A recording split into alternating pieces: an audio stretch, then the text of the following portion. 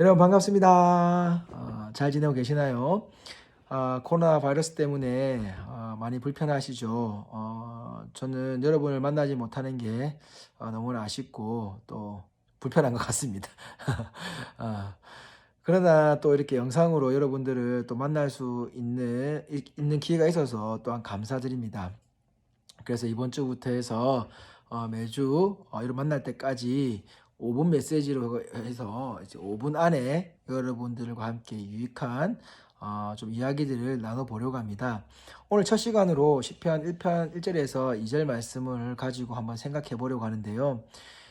이 말씀은 복 있는 사람에 대해서 이야기를 합니다. 그래서 복 있는 사람은 악인들의 꾀를 따르지 아니하며 죄인들의 길에 서지 아니하며 오만한 자들의 자리에 앉지 아니하고 오직 여호와의 율법을 즐거워하여 그의 율법을 주야로 묵상하는 자로다라고 그렇게 기록되어져 있습니다.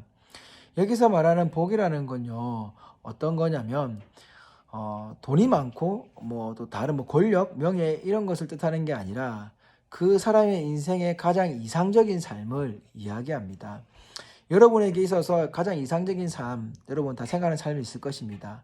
그렇다고 한다면 또 그것을 얘기하느냐? 또 그것도 아닙니다. 여기서 말하는 이상적인 삶은 바로 하나님의 말씀으로 살아가는 사람을 이야기합니다. 왜냐하면 이 땅의 창조주, 이 땅을 창조하시고 우리를 계획하시고 또 우리를 이끌어 가시는 분이 누구십니까? 하나님 아니십니까? 그 하나님께서 우리들에게 요구하시는 것은 바로 가장 이상적인 삶이라는 것이죠. 그 하나님이 요구하시는 삶이 왜 이상적인 삶이냐? 바로 하나님이 이 세상을 창조하셨다라는 거예요. 그리고 우리가 하나님의 자녀라는 겁니다. 그래서 하나님의 그 말씀을 묵상한다라는 것, 즉 하나님의 말씀을 읽고 깊이 생각하는 걸 통해서 나오는 우리의 삶이 복되다라는 거예요. 그래서 악인들의 꾀를 따르지 않는다고 합니다. 악인들은 그냥 악한 생각을 하는 사람을 말하는 거예요. 그래서 선한 생각이 아닌 악한 생각을 가지고 나가는 사람. 죄인들이라는 것은 법을 지키지 않는 사람을 말하는 거예요. 법을 무시하는 사람을 말하는 거예요. 오만한 자들이라는 것은 그 사람들은 자신의 의견을 절대 굽히지 않는 사람입니다. 자신이 맞다라고 생각하는 거예요.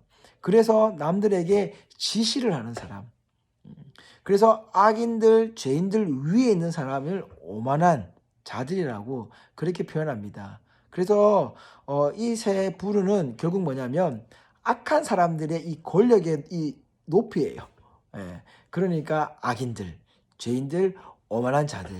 예. 그래서 그런 사람들 부류에 속하지 않는 것 자체가 어떤 사람이라고요? 복 있는 사람이라는 겁니다.